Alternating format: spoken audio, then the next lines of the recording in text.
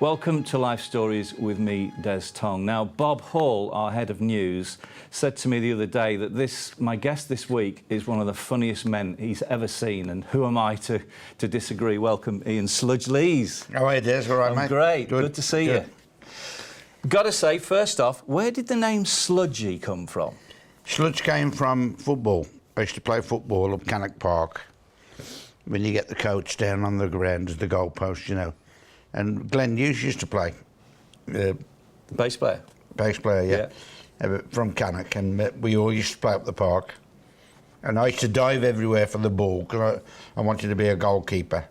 And I used to get covered in mud, so they nicknamed me Sludge. In fact, it was Glenn who actually nicknamed me the name Sludge. Fantastic. Many years ago. So you were born in Cannock? Yes, sir. Where did you go to school? Did you go locally? I went to St Mary's Catholic school, where I was taught by nuns. The teachers were all nuns. And then I passed me 11 plus and went to Cannock Grammar School. All right. I had 2 years there, but because I wasn't really interested in a bushel and a peck, I was more interested in Buddy Holly being number one with maybe Baby or Rave On or something. Yeah. My education took a bit of a dive, and I ended up at Littleworth School at Ensford, where I did my last year at school, which is a secondary modern. And then I left school and I'd like Jim Davidson.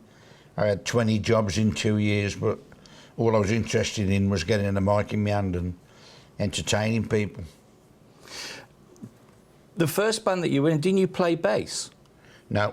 No. I've always been the singer. Always been the lead singer. I was in a group called the Telstars, who people mix up with the Tornadoes. Right. Yeah. Because the Tornadoes had a hit number one with Telstar. Yeah. With Joe Meek time. Yeah. Well, Clem Catini was on last week. Yeah, he was saying the drummer. Well, he played on my first record with Finders Keepers. Clem was the session man at Fontana Studios in London. Yeah.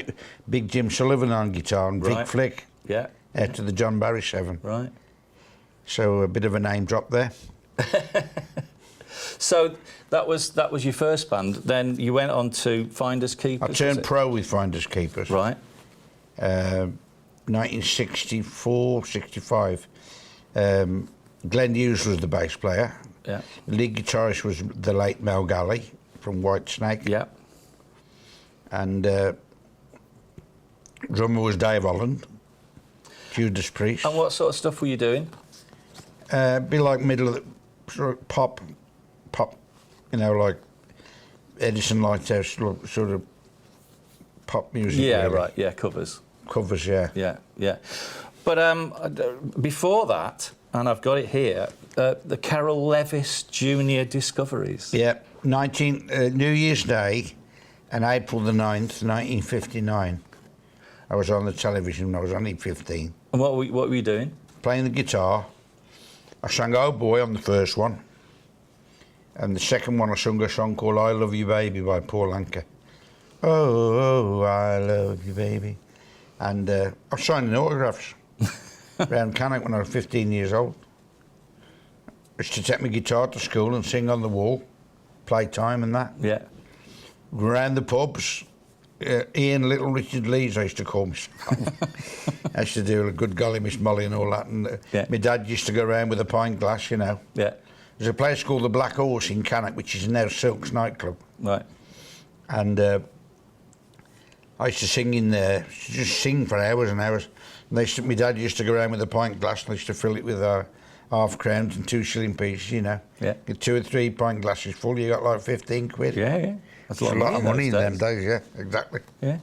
So then you went, after Finders Keepers, Montanas. Yeah, well, what happened, Trapeze were formed. So they took Alan Clay, who just passed away, Alan, bless him. They took Alan Clay as the roadie. They took Glenn Hughes, Mel Galley, and Dave Holland. Johnny Jones and Terry Rowley joined and formed Trapeze. Right. So the Montanas were left as Jake Bill and Graham Hollis. So then I went in the Montanas, just temporarily, while they wanted an imagey looking singer. I wanted like a good looker, like a whatever. And I got George Davis from Cannock on keyboards. Right. And they kept looking for a singer, but they couldn't find one, so we just went on the road. We were on the road anyway, and went the closest they ever went to having a hit record with a song called Let's Get a Little Sentimental, which was like a fantastic record. Mike Leander produced it, remember him? Yeah, I do, yeah. Yeah. And who were you signed to at the time? The record company was MCA. Right. The finders keepers before that was Fontana, a guy called Jack Baverstock, who was director of Arsenal Football Club. Right. Oh. And who discovered Slade, actually. Right. And they were the in-betweens first. Yeah. Yeah. Then they were Ambrose Slade. That's right, yeah. They had a hit record, Get Down and Get With It. Yeah. I think they were like a braces job. Yeah, that's right. Yeah, they were, weren't they? Boots. Yeah. Jack Boots. Yeah. And then turned him, Chas Chandler. So when you were with Montanas, were you doing tours and that, or just was it just gigs and that? Did you get any of those big tours where other bands were on? Just gigs really with the Montanas. We didn't do any tours with them, although they toured with the Walker Brothers before I joined them. Right. When I did touring was with Mud, Sweet, Shawaddy Waddy, but that was with Light Fantastic, which was the next. Right. What's the next stage of the groups? So where did the comedy come from? I've always sort of been able to tell gags. I've always had that ability. I went to a place, funny enough, one Sunday lunchtime called the Westcroft, near the Pear Tree in Wolverhampton, and the comic didn't turn up. And somebody says, "Oh, get Sludge up, he'll tell you some jokes." So I got up and did just a few gags, and it went really well. And the agent says to me, a guy called George Summers, who run all the they had the strippers then, the Sunday lunchtime thing, says to me, "That was good," he said. He said, "You ought to get yourself a couple of half-an-hour spots." He says, "And give me a ring and I'll give you some Sunday lunchtimes," you know. So I did a bit of singing, and David Essex, Hold Me Close, and Stoned in Love with You, whatever. And I got a couple of half-an-hour sets, started doing Sunday lunchtimes, 15 quid, 18, 20 quid, while I was still in the band then.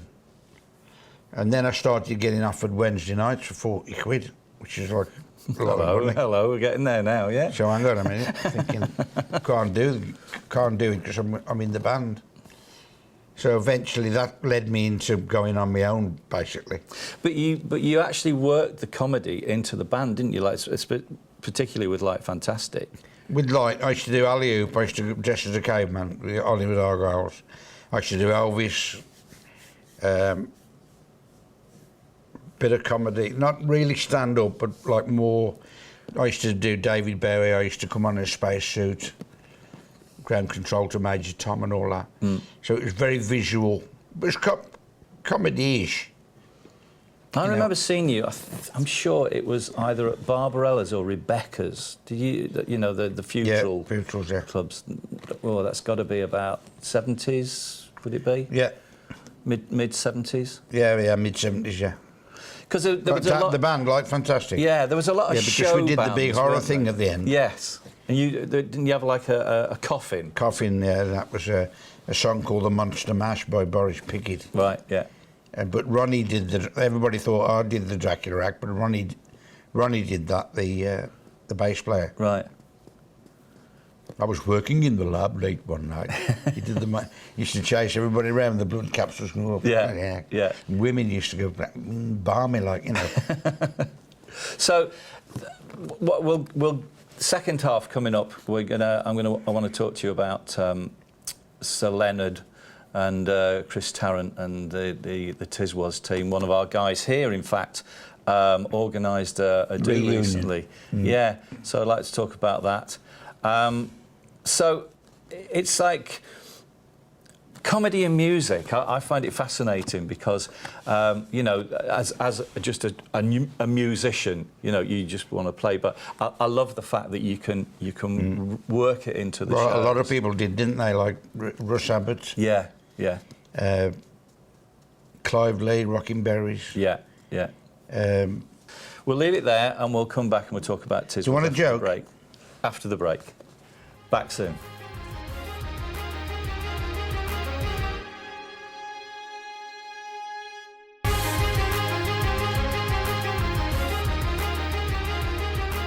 Welcome back to Life Stories with me, Des Tong, and my guest, Ian Sludge Lees. Now, let's talk about new faces, because you won New Faces, didn't you? Yep.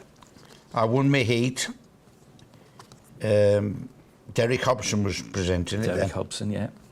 And then I came second on the final to an act called Coffee and Cream. Yes. Who was Ray Ellington. Ray Ellington, that's right, yeah. Coffee and Cream. And they went to Las Vegas. I went to Warsaw Wood Railway Club or whatever.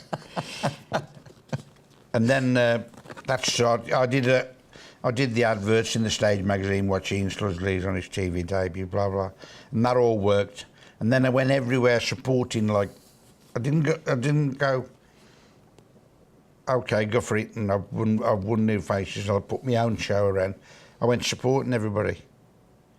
Frankie Vaughan, Drifters, Lulu, Night Out, Birmingham. Yeah. Under the. Yeah. I didn't go for the top bit. Thought, and it worked. But then there was 2 pages of clubs in the back of the Stage magazine. Yes, there 2 were. columns. Yeah.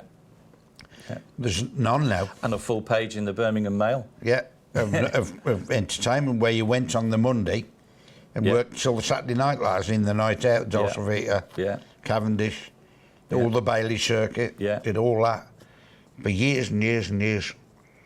And I worked with the 4 Tops at the Night Out, the originals. Yeah. The original Drifters. Benny King came back. Yeah, yeah. Leo Sayer, I looked just like him. Yeah. I looked the absolute double of Leo Sayer. I mean, I've put a bit of weight on recently, but I've had a lot on my plate, you know. But so I did the Shadows at Night Out, Birmingham. Yeah. Hank Marvin now lives in Perth, Australia. So I've been around a bit, really. And then, as I say, I toured with Mud, The Sweet, massive. Sweet were huge, Sweet, bright. Muds were huge as well. Shawaddy Waddy, and did all that, you know. Then the big one, Tiswas, because we actually did a bit on our channel here about Tiswas. What was that like? How did you get that? Sort of in the canteen at ATV, basically. Chris Tarrant, and so what you doing here? I said, I'm on New Face. I'll watch you on Saturday. And then I went back for the final. And then he says, I'm trying to think what happened. He said, do you know any news? You don't mind a bit of water thrown on you, do you? I said, no. She says, will you get some news flashes for Tiswas? I'll get some rote. I had a scriptwriter called Neville Gurnall then, from Skegness. And he wrote me a load of kids.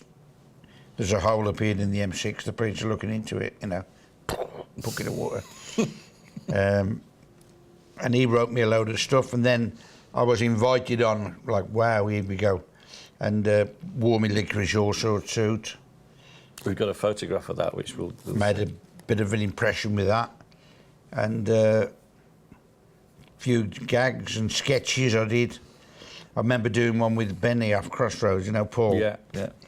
And was it King Alfred and the Scones? I think it was King Alfred. Yeah. And I was his wife. I got the wig on and everything. And the scones set fire in this greenhouse. So we were blowing on the scones to put them out, and there was a massive Tiswas type explosion. Stuff flying all over everywhere. And like Chris Tarrant just looked straight into the camera and said, you know what they say, kids? People in glass houses shouldn't blow scones. And there was all that sort of thing going on. How much was it scripted and how much was Well, it they- like making it up as they were going along? Because it always looked like they were making it up. They used to meet at the Strathallan Yeah. on the Agley Road on the Friday and generally go through the show with the producer and the length of the cartoons and map it all out. So it was, you could have said what you liked on there, mind you. Mm. You'd never been on telly again, but it was that live. Yeah, yeah, You could have actually said yeah, yeah, rude words yeah. and they couldn't have done nothing about it. I mean, I remember Frank coming in one day, Frank Carson, with a cow, and this bell was ringing on this cow, and the cow released at the rear end. And it went all over the studio floor, which is polished floor like this. And as it hit the floor, it just, bang, it just went everywhere. And this, Darren, no, this is what they want, this is what they put the televisions on for. Well, at those days, you had the choice, didn't you? You either went the BBC, which was the swap Noel shop, Edmonds, and yeah. Noel Edmonds, that, Yeah. or you went Anarchy. Yeah. And it was controlled chaos, wasn't it? Yeah. I mean, Sad Cafe were on it. You know, we got flaned, and Ward they got put in the cage and got hammered in the cage. But bands went on. It was a big deal. You know, Just to write in now to go in that cage. Yeah, to go on Tiswas Thousands and of people. get hammered in the cage was. Get hammered in the cage, oh, Yeah. I mean, that many. Yeah. So how many episodes did you do? I mean, I do remember the Licorice All Sorts suit. It's on Facebook. I wasn't on every week, but I was on it like a lot. I was Yeah. on it like about every other week or every 3 weeks or something like that. So I was on it a lot. Yeah. But when it first came out, it was Pete Tomlinson. It was only on ATV. Yes. Yes. It was more Pete Tomlinson than anybody. And Trevor East, remember Trevor? And then Scotland took it, then Anglia took it, and then it got really massive then. And then everybody wanted to get on it then, Jim Davidson, Frank. Yeah. So... have you still got the Licorice All Sorts suit? No. No. That got absolutely destroyed, really. Yeah. And the last one I had, I give it to a kids entertainer in the Isle of Wight. Right. I'll just give it to him, so you can have that. So what are you up to now? Because at the beginning I said, you know, Bob Hall. When I told Bob that you were coming on, he never stopped laughing for ages, you know, and he just said like, I've worked so many dinners and things like that. Sportsman's dinners, yeah. Yeah. That's what I'm doing now. I do a lot of sportsman's dinners,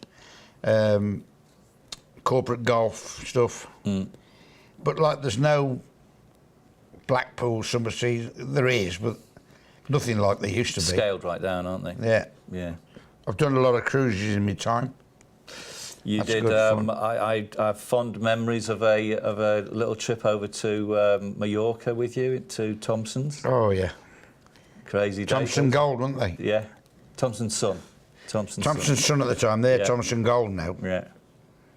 Yeah, and we worked together a lot, didn't we, with Sissy? Yeah. I always remember that Levante. The Levante in near Calabona, I think, near there. And the stage outside, and they all used to sit in between that hotel. Yeah. And there'd be like 2,000 people sat there. Yeah. And Sissy giving it loads, and it should have been me. And then I can remember the flying, whatever it was, cockroach that whistled past her ear one night and hit the back of the stage and scurried off. You know? Yeah, absolutely. The pitfalls were working outside in Spain. The Levante, it's still there, you know. Yeah. You got to give me a joke. I went to the cake shop the other day. There's some cakes for £1 in a dish, you know. I said, I'll have one of them cakes that are £1, please. He says, which one do you want? I said, I'll have the yellow one. He said, the yellow one's £1.50. I says, why is the yellow one £1.50? He said, it's Madeira cake. He said. How funny is that? Madeira cake. The breakfast, the footballer in the breakfast, having his breakfast. Oh, West Bromwich Albion, fanatic, this bloke. Blue and white striped shirt. Tony Pulis badge on here. He's having his breakfast. He said the ball comes through, West Bromwich down right side of midfield, comes over and the centre forward gets onto him, bang, and he scores them. He knocks all his tea into his breakfast, his bacon and eggs, swimming in the beans or swimming in tea. He said, he comes down the left-hand side now for the baggies. He said, they cross it over, he said, and he scored, and it's another goal to the baggies. And his wife goes, balmy, she said, you know something, she said, sometimes I think you love West Bromwich Albion more than me. He said, I love Aston Villa more than you. Who've gone down, by the way. They have indeed, yes. Slightly. Yes, we've been following it avidly on the channel. Well, I'm a Wolves fan, you see. I know you are. I remember going on the pitch once with nothing on, just my boots. And the referee red carded me. And I said, why have you done that? He said, that's the worst tackle I've ever seen. Ian, it's been incredible. That's funny. It's not rude, though, is it? No. Thank you so much for coming on. Pleasure, mate. Pleasure. Good to see you. Long may you reign. Thank you. What can I say after that? Join me next time for another guest in Life Stories.